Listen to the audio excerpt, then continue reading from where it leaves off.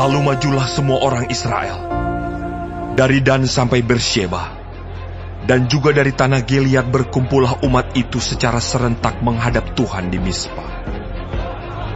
Maka berdirilah para pemuka dari seluruh bangsa itu, dari segala suku orang Israel, memimpin jemaah umat Allah, yang jumlahnya 400.000 orang berjalan kaki, yang bersenjatakan pedang. Kedengaranlah kepada Bani Benyamin bahwa orang Israel telah maju ke Mispa. Berkatalah orang Israel, ceritakan bagaimana kejahatan itu terjadi. Lalu orang Lewi, suami perempuan yang terbunuh itu, menjawab, Aku sampai dengan gundikku di Gibea, kepunyaan suku Benyamin, untuk bermalam di sana.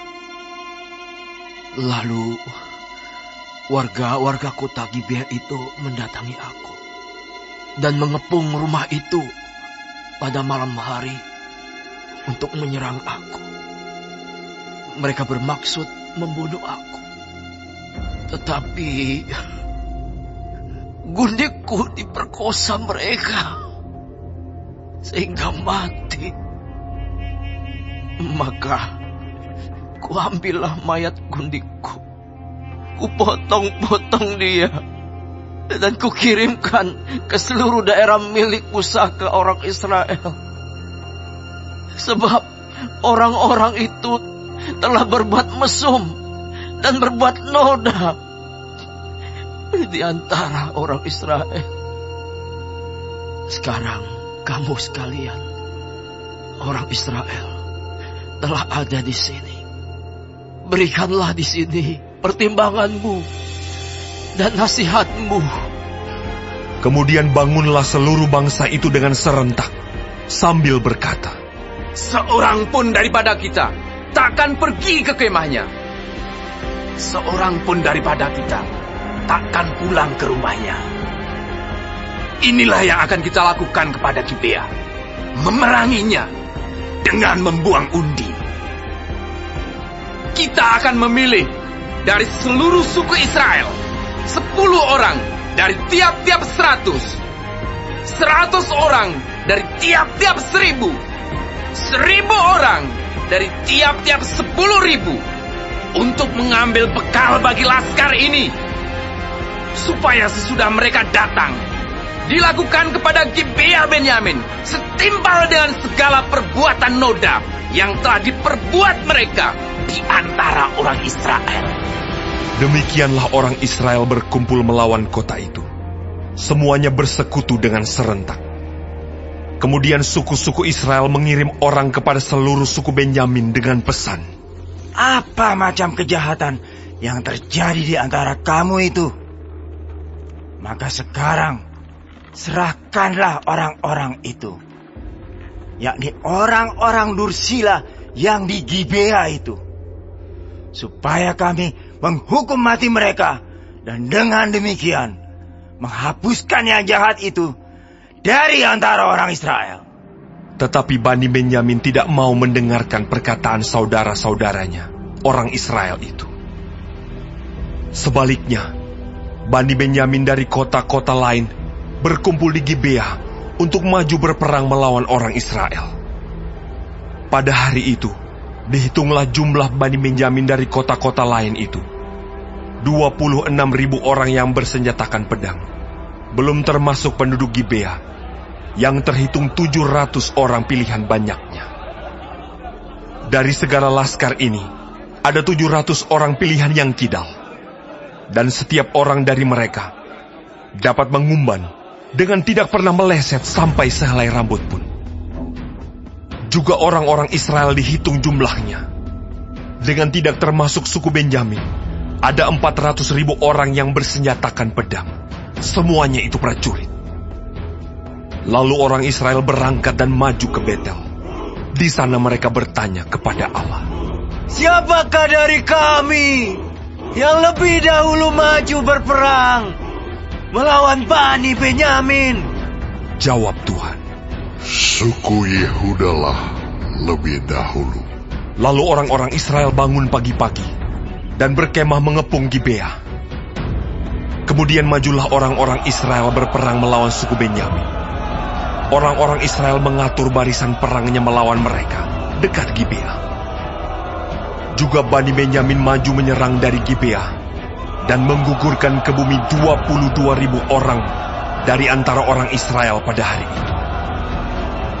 Tetapi laskar orang Israel mengumpulkan segenap kekuatannya, lalu mengatur pula barisan perangnya di tempat mereka mengatur barisannya semula.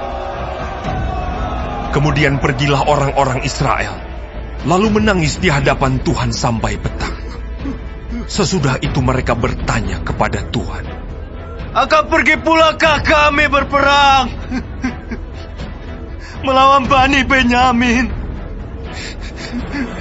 saudara kami itu? Jawab Tuhan, Majulah melawan mereka. tetapi ketika orang-orang Israel pada hari kedua sampai di dekat Bani Benyamin, maka pada hari kedua itu, majulah suku Benyamin dari Gibea menyerbu mereka, dan digugurkannya pula ke bumi 18.000 orang di antara orang-orang Israel, semuanya orang-orang yang bersenjatakan pedang. Kemudian pergilah semua orang Israel, yakni seluruh bangsa itu, lalu sampai di Betel. Di sana mereka tinggal menangis di hadapan Tuhan, berpuasa sampai senja pada hari itu, dan mempersembahkan korban bakaran dan korban keselamatan di hadapan Tuhan. Dan orang-orang Israel bertanya kepada Tuhan. Pada waktu itu, ada di sana tabut perjanjian Allah. Dan Pinehas bin Eleazar bin Harun menjadi imam Allah pada waktu itu. Kata mereka, Haruskah kami maju sekali lagi untuk berperang melawan Bani Benyamin saudara kami itu? Atau haruskah kami hentikan itu? jawab Tuhan, Majulah, sebab besok aku akan menyerahkan mereka ke dalam tanganmu. Lalu orang Israel menempatkan penghadang-penghadang sekeliling Gibea. Pada hari ketiga, majulah orang-orang Israel melawan Bani Benyamin dan mengatur barisannya melawan Gibea seperti yang sudah-sudah. Maka majulah Bani Benyamin menyerbu laskar itu. Mereka terpancing dari kota, dan seperti yang sudah-sudah, mereka mulai menyerang laskar itu pada kedua jalan raya. Yang satu menuju ke Betel, dan yang lain ke Gibea melalui padang. Sehingga terbunuh beberapa orang, kira-kira 30 orang di antara orang Israel. Maka kata Bani Benyamin, Orang-orang itu telah terpukul kalah oleh kita seperti semula. tetapi orang-orang Israel telah bermufakat lebih dahulu. Marilah kita lari dan memancing mereka dari kota ke jalan-jalan raya. Jadi orang Israel bangun dari tempatnya dan mengatur barisannya di Baal Tamar. Sedang orang Israel yang menghadang itu tiba-tiba keluar dari tempatnya, yakni tempat terbuka dekat Geba, dan sampai di depan Gibea. Sebanyak 10.000 orang pilihan dari seluruh Israel. Pertempuran itu dahsyat, tetapi Bani Benyamin tidak tahu bahwa malapetaka datang menimpa mereka. Tuhan membuat suku Benyamin terpukul kalah oleh orang Israel. Dan pada hari itu, orang-orang Israel memusnahkan dari antara suku Benyamin 25.100 orang, semuanya orang-orang yang bersenjatakan pedang. Bani Benyamin melihat bahwa mereka telah terpukul kalah. Sementara orang-orang Israel agak mundur di depan suku Benyamin, sebab mereka mempercayai penghadang-penghadang yang ditempatkan mereka untuk menyerang Gibea. Maka segeralah penghadang-penghadang itu menyerbu Gibea. Mereka bergerak maju dan memukul seluruh kota itu dengan mata pedang. Tetapi orang-orang Israel telah bermufakat dengan penghadang-penghadang itu untuk menaikkan gumpalan asap tebal dari kota itu. Ketika orang-orang Israel mundur dalam pertempuran itu, maka suku Benyamin mulai menyerang orang Israel, sehingga terbunuh kira-kira 30 orang, karena pikir mereka, Tentulah orang-orang itu terpukul kalah sama sekali oleh kita, seperti dalam pertempuran yang dahulu. Tetapi pada waktu itu, mulailah gumpalan asap naik dari kota itu, seperti tiang asap, suku Benyamin menoleh ke belakang, dan tampaklah kota itu seluruhnya terbakar. Apinya naik ke langit. Lagi pula orang-orang Israel maju lagi. Maka gemetarlah orang-orang Benyamin itu, sebab mereka melihat bahwa malapetaka datang menimpa mereka. Jadi, larilah mereka dari depan orang-orang Israel itu ke arah padang gurun. Tetapi pertempuran itu tidak dapat dihindari mereka. Lalu orang-orang dari kota-kota menghabisi mereka di tengah-tengahnya. Mereka mengepung suku Benyamin itu, mengejarnya dengan tak henti-hentinya, dan melandanya sampai di depan Gibea di sebelah timur. Dari Bani Benyamin ada tewas 18.000 orang. Semuanya orang-orang gagah perkasa. Yang lain berpaling lari ke padang gurun, ke bukit Batu Rimon. Tetapi di jalan-jalan raya masih diadakan penyabitan susulan di antara mereka. 5.000 orang. Mereka diburu sampai ke Gideon dan dipukul mati 2.000 orang dari mereka. Maka yang tewas dari suku Benyamin pada hari itu seluruhnya berjumlah 25.000 orang yang bersenjatakan pedang. Semuanya orang-orang gagah perkasa. Tetapi 600 orang berpaling lari ke padang gurun, ke bukit Batu Rimon, dan tinggal 4 bulan lamanya di bukit batu itu. Tetapi orang-orang Israel kembali kepada Bani Benyamin dan memukul mereka dengan mata pedang, baik manusia, baik hewan, dan segala sesuatu yang terdapat di sana. Juga segala kota yang terdapat di sana mereka musnahkan dengan api.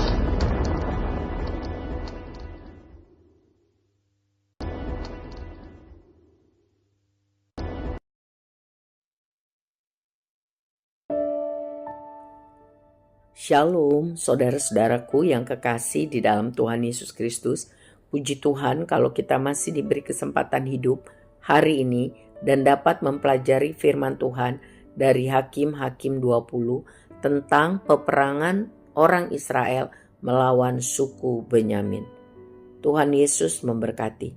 Saudara, terjadi bentrok yang besar antara suku-suku Israel dengan suku Benyamin. Mula-mula masalahnya hanya menyangkut satu orang. Tetapi akhirnya semua suku Israel marah, ya, sebab seorang dari suku Lewi yang mereka hormati diperlakukan biadab dan tidak terhormat oleh sekelompok kecil orang Benyamin. Sebenarnya perang saudara ini dapat dihindari bila suku Benyamin mengakui kesalahan mereka, ya, sekelompok kecil dari suku Benyamin menyerahkan pelaku perkosaan kejahatan itu, ya, supaya mempertanggungjawabkan kejahatannya. Tetapi tidak, mereka memilih melindungi penjahat, ya, sehingga perang antar suku terjadi. Saudara, buah dari kebenaran adalah kesatuan atau keutuhan, sehingga mendatangkan kebahagiaan, kedamaian, kerukunan, kemajuan, perkembangan.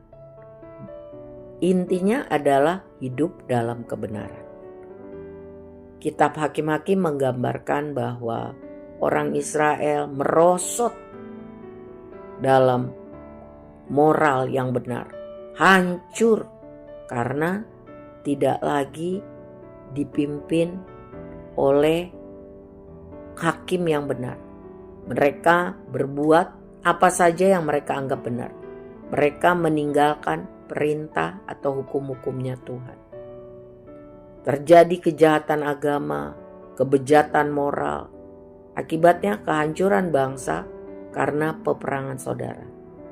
Benar hanya dekat dan taat pada Tuhan, maka seseorang, sebuah keluarga, suku, bangsa, masyarakat dapat diberkati Tuhan.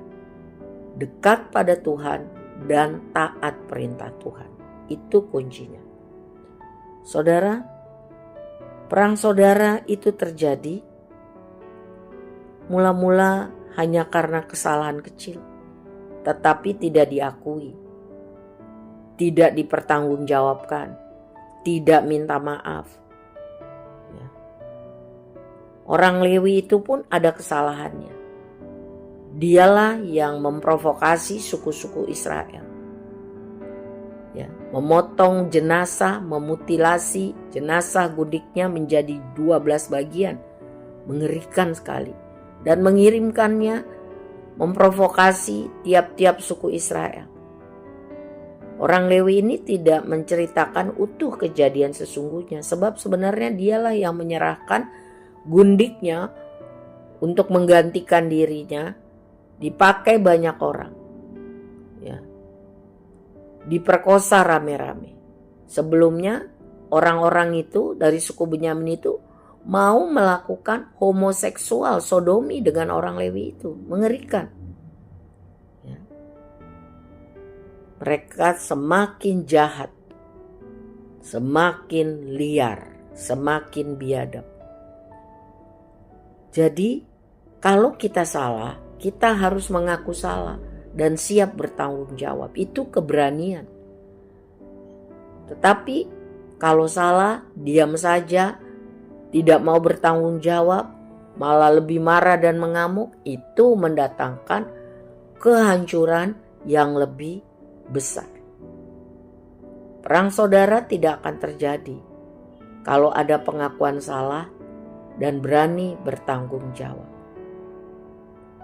Apa yang terjadi dengan perang saudara ini?